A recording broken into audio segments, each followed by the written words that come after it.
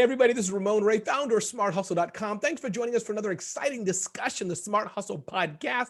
If you're hearing the sound of my voice, definitely give us a review, give us a like, give us an uptick, give us a comment. More importantly, we'd love to know that you're listening to this great discussion. Today we have Diana Lee with us, who's the CEO and co-founder of Constellation Agency, which is an amazing platform to help dealers who sell cars sell them better. She's going to share with us her story of growth, how she scaled, grown her business in a kind of tough competitive market, but she still hustled her way in there and did it. And as all Smart Hustle podcasts, you're here to learn and I'm here to learn as well with our guests. So thanks for joining us. And you can always go to smarthustle.com, sign up if you're listening to this, but not on our list. Diana Lee, welcome. Thanks for taking the time to join us today and sharing your wisdom. I really appreciate it. And I hope you and who you care about are doing good today. How are things in your world, Diana?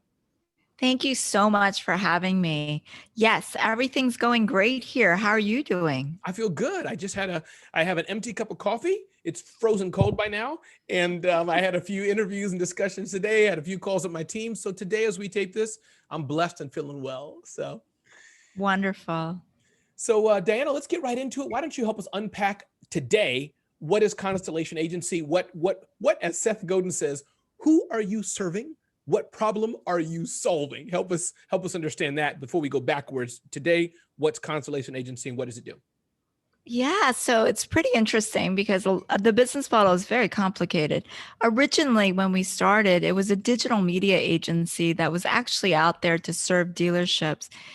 In the last 4 years, it's completely transformed into something completely different. We ended up developing a SaaS technology, a software as service technology that now current agencies and holding companies are using to actually launch OEMs as well as other brands globally at this point. So in the last 4 years, it's gone from a very one-on-one relationship dealer model to now the model in 4 years has evolved into not just an agency model, but even working with publishers in the future as well. Awesome. And can you just dive a little bit deeper than that as a layperson? So I know what cars are. It's not to help dealers sell their cars, but is it to help dealers sell more car parts? Just go one level deeper and give us a for example, if you can. Yeah. So for example, we actually handle most of the advertising for over 1,000 dealerships across the country, digitally around the country. So it would do social, landing pages, websites, any type of creative asset. So what our platform does is software as a service is a platform that mass produces creative assets.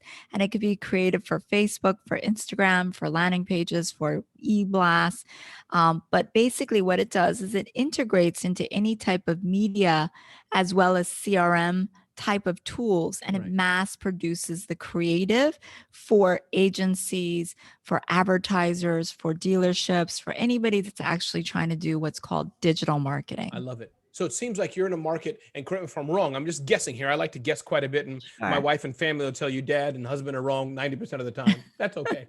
But it seems to me that your competition then would be A, doing nothing, 2, manually doing it in-house, 3, cobbling together the things that you're doing. It seems like those are some of the obvious competitors, not necessarily other competing software, but just, like some companies say, our biggest competitor is Excel. Am I on the right path or am I totally wrong on that?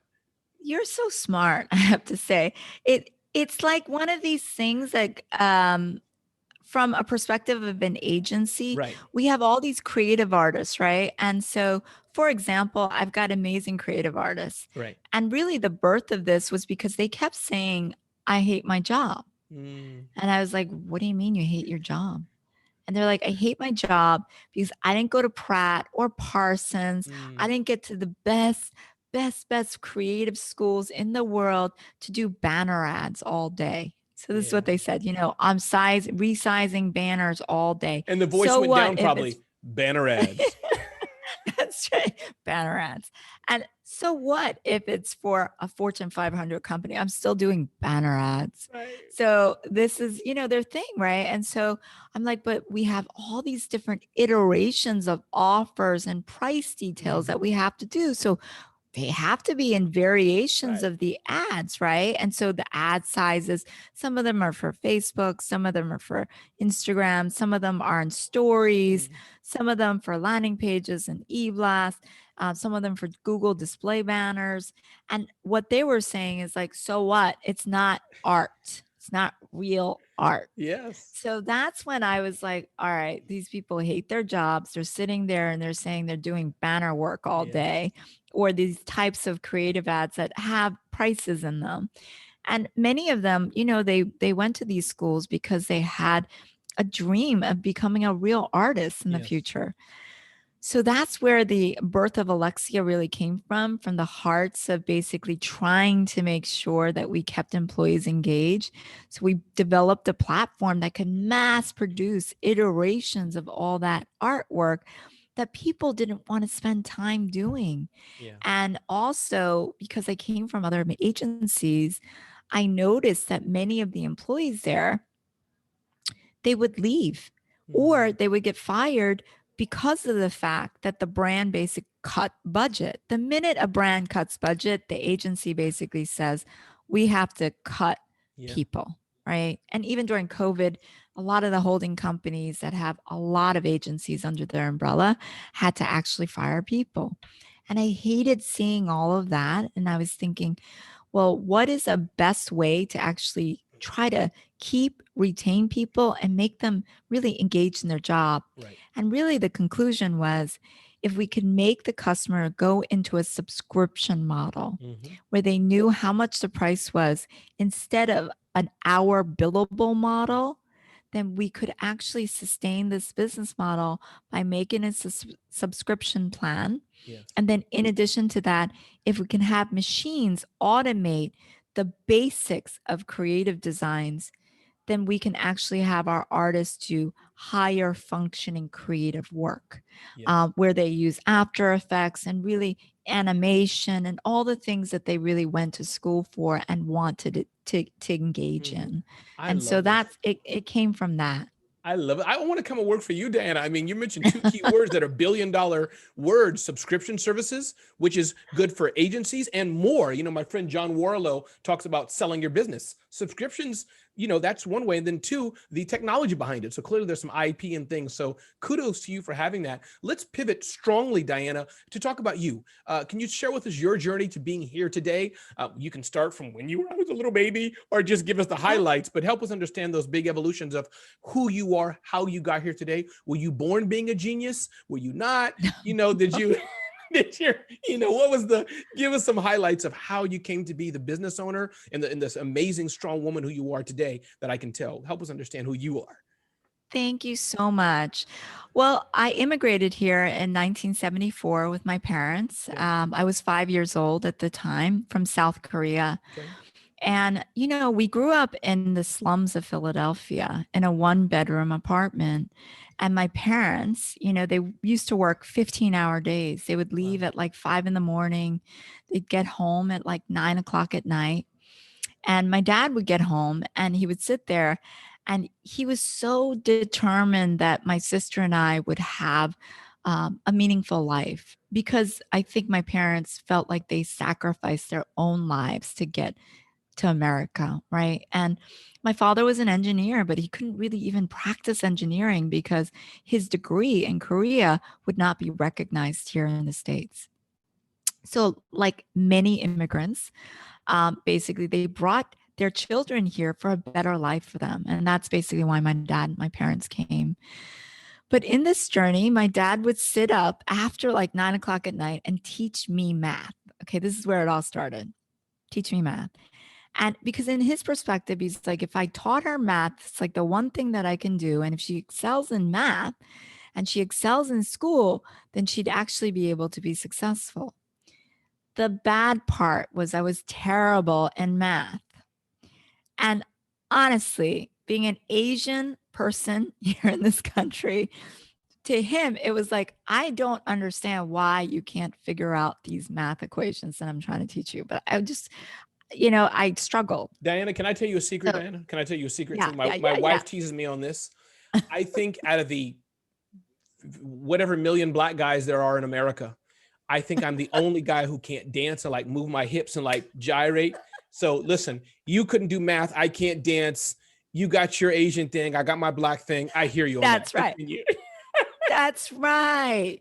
So anyway, so the story goes, my dad used to go around all the family members and his best friends, and he's like, look, my daughter's really little. Somebody has to take care of her. She doesn't get maths. Somebody's going to have to support her for the rest of her life. Like he literally went around saying people out of love, but still, this is what I heard. And in hearing that, I think you could go either way, where you can basically say, yeah, I need somebody to take care of me the rest of my life. Or you can go the other way, which the way that I was, right? I had a little fire in me that came out and said, I'll show him. And I just remember that from a very, very young age. And so at 18 years old, I was going to college at the time. And there was a local newspaper ad, and it was for a greeter at a local car dealership. So I applied, I got the job. And shortly after that, 2 weeks later, they said, you're a salesperson because there's too many customers in the showroom. So I didn't know what I was doing, but I became a salesperson, and I did so well that summer that they said, if you continue to go to school in the mornings from 9 to 2, you can work every day from 2 to 9 and sell cars. And I did that for the next 4 years or 3 years. By the time I was 21, I became a finance manager. So I was planning to go to law school because my parents said you have to either be a doctor or a lawyer, Of pick course. one. And, So I and said, I'll Diana, be a lawyer. I want you to continue on, but I do want to ask, what made you so good at selling cars? You could have been bad at it. Was it anything special? Were you smiled? At that time, you didn't have sales training. They threw you in. So just curious, as we're learning about sales too, anything that you're thinking, here's what I had. And if you don't know, it's okay. But can you think back to anything that Yeah, made it's a you great special? question. Yes. So I think what made me special was back in 1989, there weren't many female salespeople Okay. and even less women of color, Yeah. right? Like, never mind like having a female salesperson, but a woman of color. I Yes. was like the only one. And Yes. the sad thing is, everybody could recognize me because there was like the only Asian person selling cars at the time. So either you Whereas they flocked to you because you were easy to identify, that girl over there, or they ran from you. One of the two things are going to happen. That's I exactly got right. you. But I I got you. believe that the world is diverse. Our country is diverse. Yes. There's many different types of people. But in knowing this, I also realized that they were looking for something that was also different. And so I Mm, believe a part of that was that maybe they saw a part of me in them, and yes. therefore their connection was there. I And love so, it. yeah, I was good. And, I moved up and I became a finance manager, and then after that, it was 13 years in the consulting space for the OEMs. But then shortly after that, at the age of 47, my husband said to me, if you don't do it now, you're never going to do it. Mm, If you mhm. don't jump and start your own company now, you're 47 years old, you're not going to do it. And this is Wow. 4 years ago. So Wow. I was like, what does that mean? And he said, you always say you're going to be better, stronger, faster. You don't actually mean it because you're never going to do it. Woo. He called you on it. He called me on it, and I said, fine, I'll jump, I'll do it. And started, I found my co-founder, launched Constellation Agency. Within 4 years, we were number 65 as the fastest growing company. First 3 years grew over 4,000%. We're hitting up to 50 million in sales this year alone in four Wow. years. We went from working with dealerships to working with AORs and agencies of record and holding companies. So it has been a tremendous ride from just the very beginning. I love it. And can you tell me this fast growth, any secret sauce to it? Let me rephrase the question. Um, yeah, why was the fast growth? Did you invest in sales, or was it because you're in such a specialized industry? Was it the connections you have, and anything you can think of how you scaled it that fast? Because you could not have. You could have been telling me, Ramon, and tomorrow closing doors. So how did that happen? Yeah, Anything in I think it particular? was a few things. Okay. One, it was sheer grit, right? We Yeah. didn't have any money. People think like we threw money at it. There was no Mm, money. We started with $22,000 wow. at my co-founder's uh, his apartment, right? It was a one-bedroom apartment that everybody would actually fight for space. So it wasn't that. It was sheer grit in terms of how how many hours that we spent in time together to get it to go. It was the team's collaboration and their undying desire to Mm, get this off the ground with their hard work and all the collaboration that went into it. It was our clients even just believing, like, think mm, about it. We went on the road with a PowerPoint deck. That was it. Like, that's all we had. There were no case studies, there were no yes. campaigns, there was nothing to prove. But just the clients that said, if you guys are involved, I'm going to invest in you and I'm going to actually give you money to do this. Wow. It was a combination of all those things.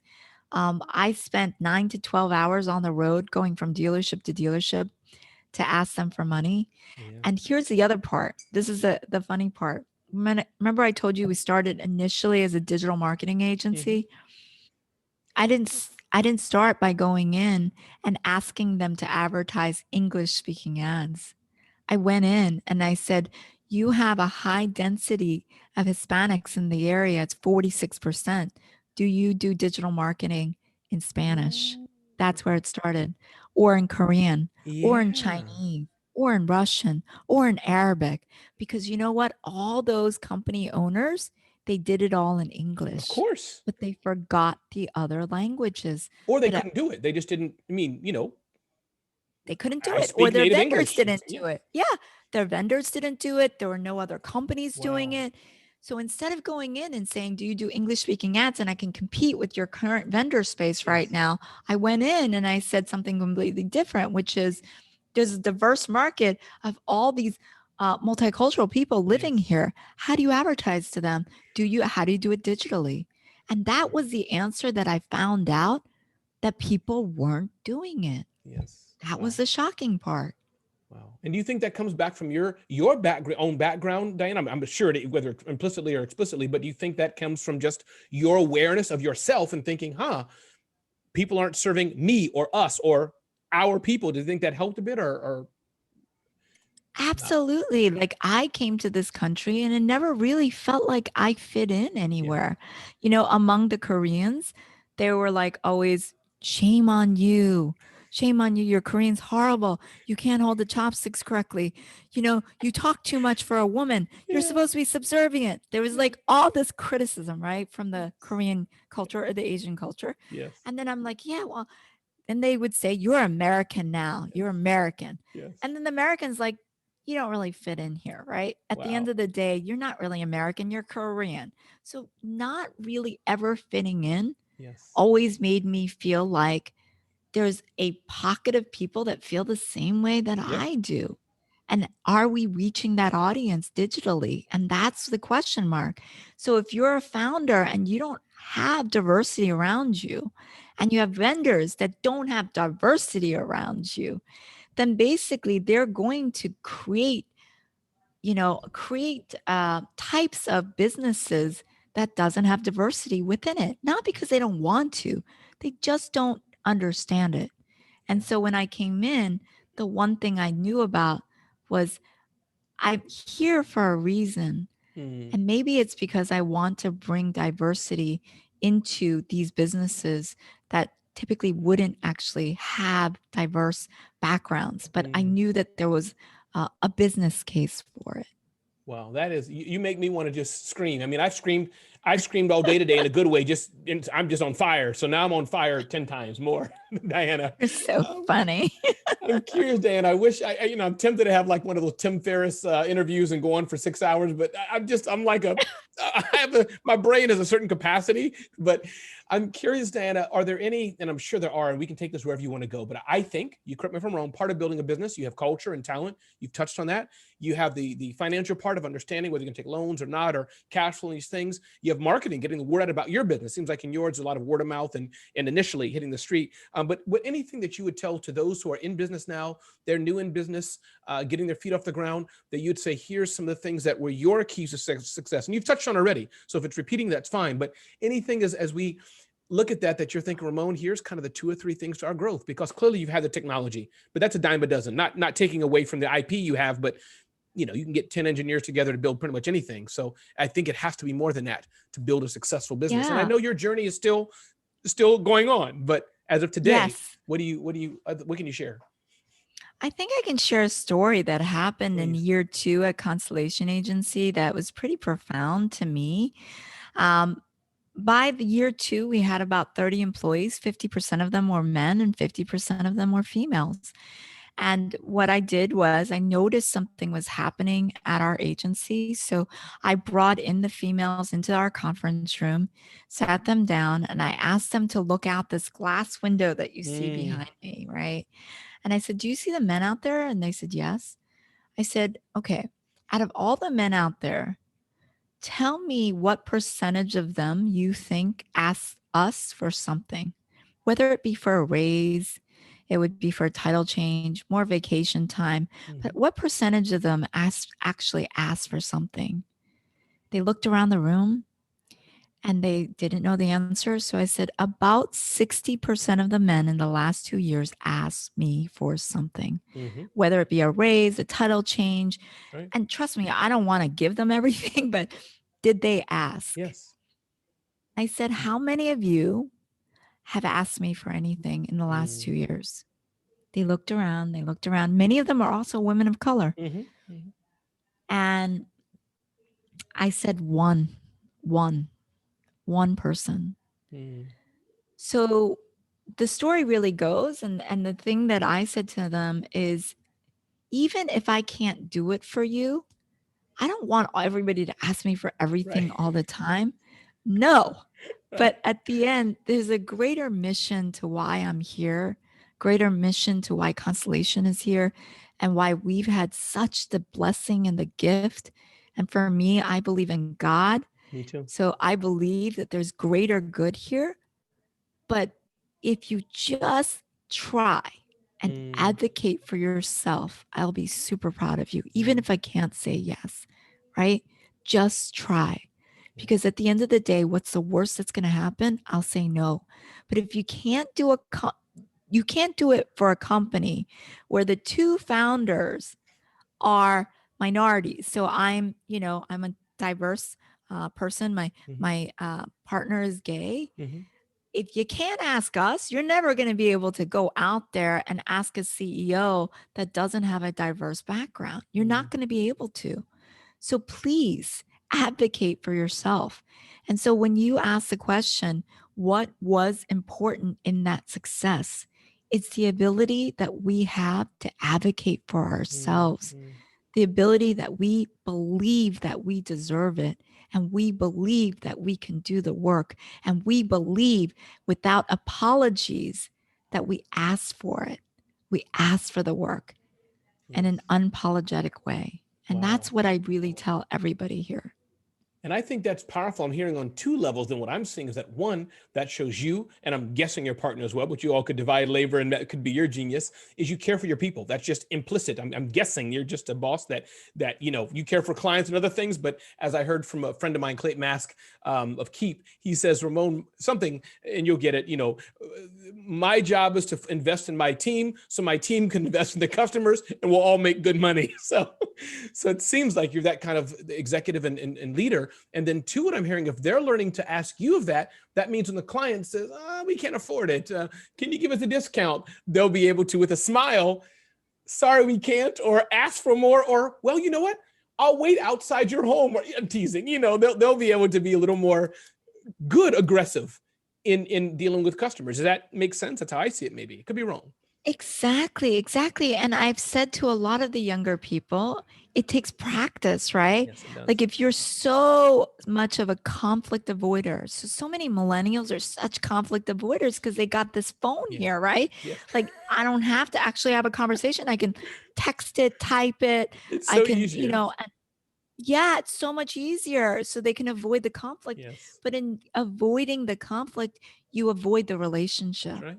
You can't have a relationship with if you avoid That's conflict right. because you can have an amazing relationship if you're willing to actually face conflict, you're Yeah. willing to have conversations, meaningful conversations, but it does take some courage to have that. That's right. That's amazing. Diana, anything I didn't ask you that you wanted to share today? I feel we could have a part 2 and 3 discussion. We could have a roundtable. We can meet every month and just talk about your journey, which is You're an idea. wonderful. But You're Diana, anything I wonderful. didn't ask that you wanted to share, and just before we close? And if I not, it's think all that you good. got it. I mean, you asked such, wonderful questions and it sounded fantastic. And I really appreciate how supportive you really are. Absolutely. I think you got everything. And Love I it. really do believe everything that I'm saying. So Love it. This has been great. Listen, everybody, again, this is Ramon Ray, founder of smarthustle.com. We've been speaking to the amazing Diana Lee, CEO and co-founder of Constellation Agency. Her story, her personal story of growth, which has been so amazing, how she's grown her company in a few short years, and how I think that roadmap is available to every business owner to do it as well. And once again, if you're listening to the sound of my voice, reading this article, seeing this blog, as it were, please give us a review, give us a comment, say, hey, Diana, I agree with what you say. Disagree with Diana and me, that's fine too. Share it, and definitely go to smarthustle.com. You can sign up for some free things we have there. But we're so happy that you're in our community. And Diana, thank you for joining us today.